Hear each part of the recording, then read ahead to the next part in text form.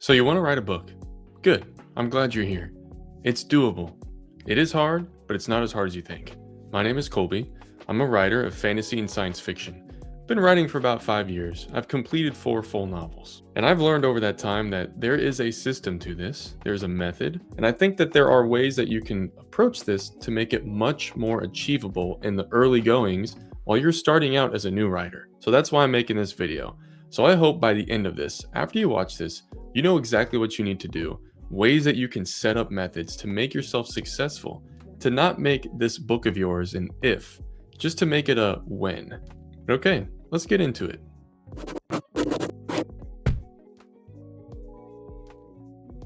Step 1 is physically writing down your idea.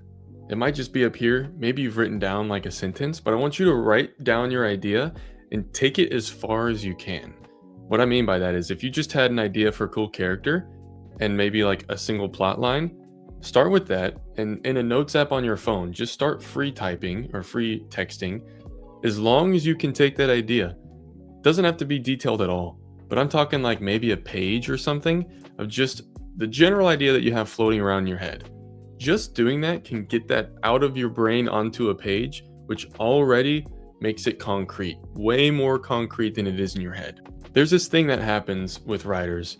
I think the number one reason that they never take the first step to writing the book is because in our head, we have this really awesome idea and our brain ignores or fills in the gaps that are inevitably going to be there. So we think it's this perfect thing and we're afraid to put it onto the page because what if there are holes? What if there's mistakes? What if there's things I can't fix? Well, I'm gonna guarantee something to you.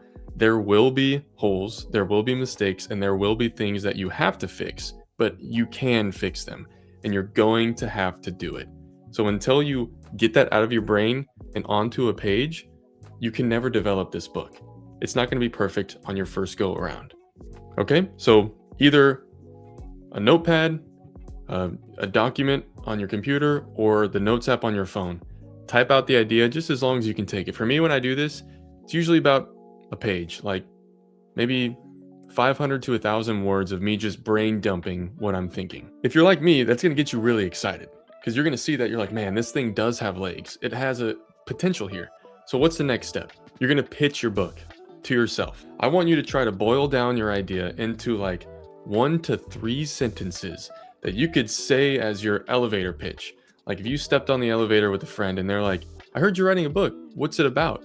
It's what you would say in that moment within like 30 seconds. This does not have to be perfect, not even close, but I want you to try to condense it and see if you can do that. If you can do that, there's a pretty good chance that there is really some serious potential here with this story. If you're really struggling and you have to use 5 minutes to explain it, then it might be too convoluted at this point. So until you can get it down to like 2 to 3 sentences maximum, then don't start actually writing the story yet. Because the truth of it is, every story that you write, if you want to get it published, it has to be pitchable. It has to be marketable. And if you can get that from the start, that can be your compass as you write this story.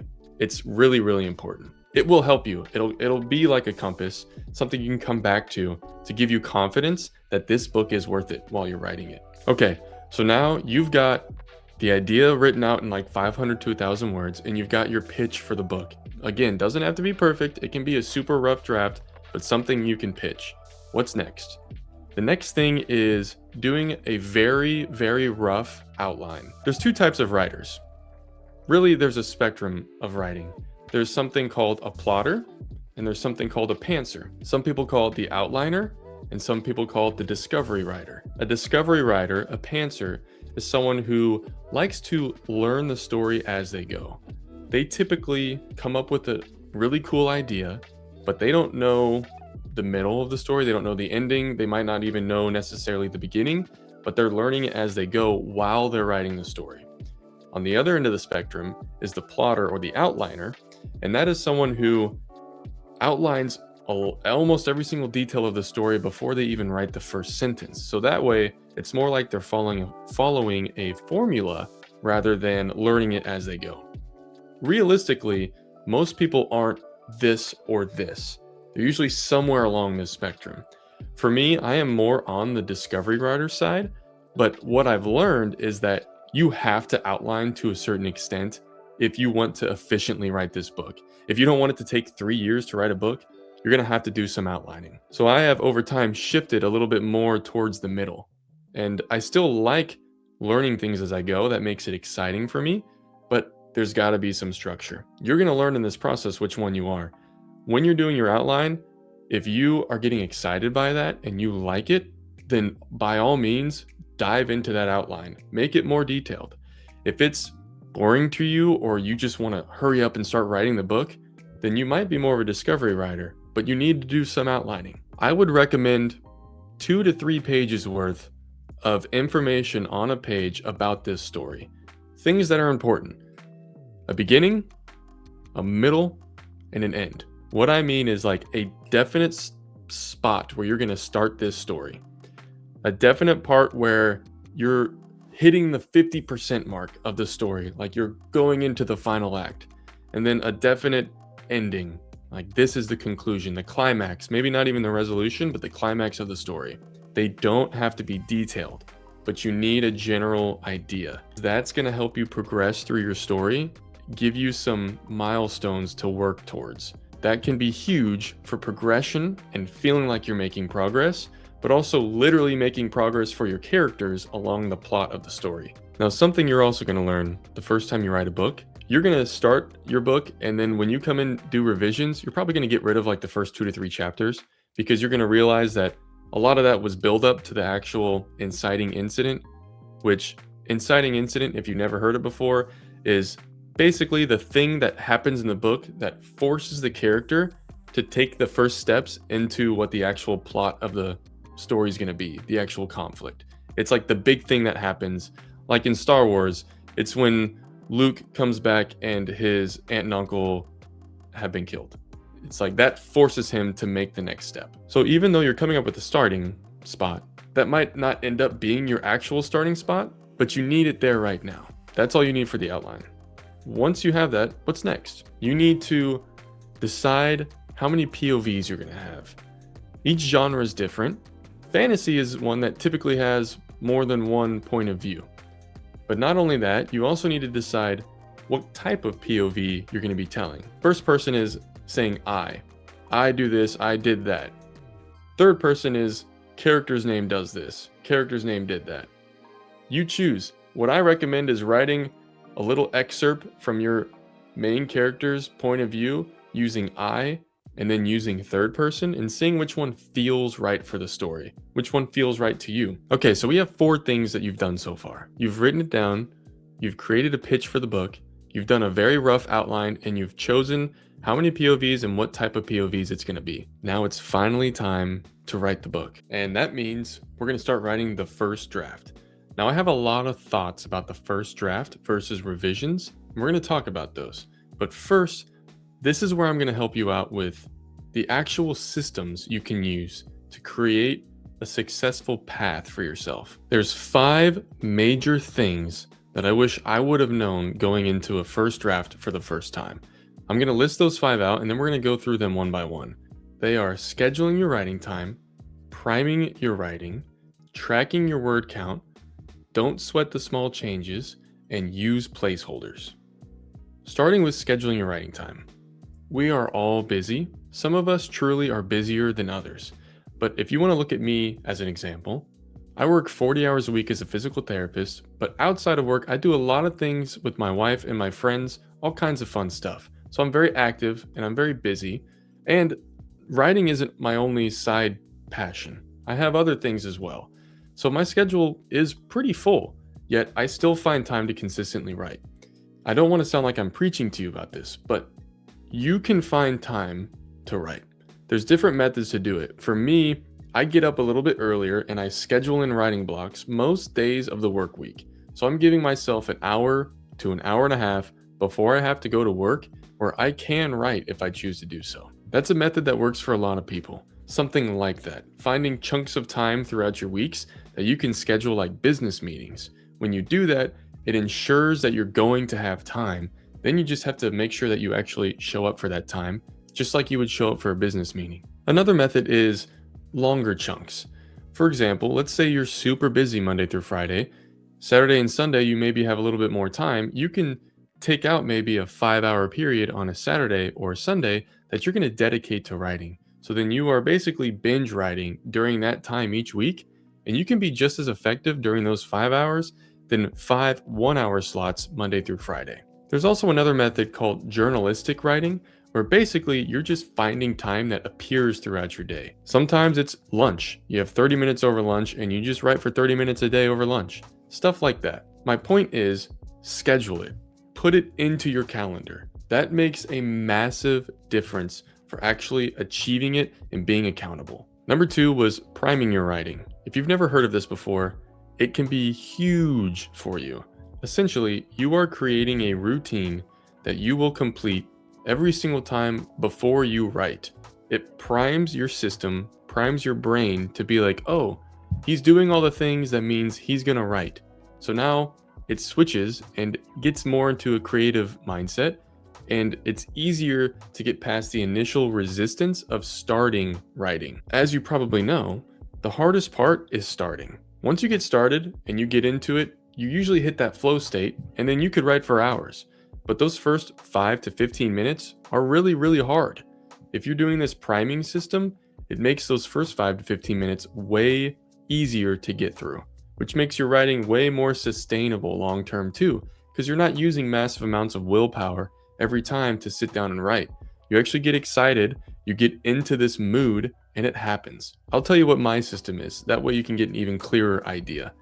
Like I said, I wake up early, I shower, I get dressed, I go downstairs to a very specific chair that I only use when I write. I turn on a very specific lamp to a very specific setting that I only use when I write. I put in my headphones and I turn on a playlist that is the same, if not very similar to the playlist that I play every single time I write. By the time I do that, from when I wake up to when all that is going, it's been about 30 minutes. And my brain is like, yeah, Colby's about to write. It's time to do it. And then I'm ready to go. And that first 5 to 10 minutes is way easier than if I were trying to do that at a random time when I hadn't planned for it at all. So priming your system can be very, very helpful to making this sustainable and enjoyable. Number 3 is tracking your writing. This is massive. Now, the reasons why this works. There's a huge psychological benefit to knowing you're making progress. And this is the number 1 way to see it. Now, obviously, you're going to know you're making progress by finishing a chapter, getting closer to the end. It hits different when it's word count. It just really does. It feels better. And when you're seeing success each session, that is going to give you this serotonin, this dopamine, this effect in your brain that makes you feel good, makes you feel accomplished, makes you feel fulfilled. And that will keep you showing up over time. If you're a video game person, it's like your experience bar is going up. You're getting to that next level. So if you track your words, it's going to make you much more likely to sustain it and to keep going. Now, number 4, like I said, is don't sweat the small changes. This is huge for first drafts. And this brings up a larger point. Your first draft is going to be messy. It is supposed to be messy. It's meant to. If it's not, then you're like a prodigy, and it just doesn't happen. I promise you, your favorite book of all time started out as a messy first draft. As you're going through your first draft, things are going to change in your story, because unless you made an extremely detailed outline, you know what? Even if you did make an extremely detailed outline, things are going to change. Some little continuity mistakes or changes or ideas are going to pop up. Don't sweat those. You'll fix them in revision. So if you're on chapter 7 and you realize, ooh, I need to change this thing about this character, which means I'm going to have to go back and change it in chapters 1 through 6, don't go back. Just keep going. You'll fix it in revision. What I recommend is creating a separate document that says like major changes to remember, and then just make a note of it. That way, when you go back and do revisions, you'll have that there as a reminder. And this kind of goes into another point about first drafts is don't edit. Just keep going. Your editing is meant to be saved for later. If you continuously edit, you're never going to finish the story. Because guess what? You can't publish a book if you don't have a finished book. And you don't have a finished book until you first finish a first draft. This is actually a mistake I made on one of my first books. I would edit the first chapter a lot before I went to chapter 2 because I wanted it to be solid. And then I would write chapter 2 and I would edit chapter 2 a lot before I went to chapter 3 because I wanted it to be solid.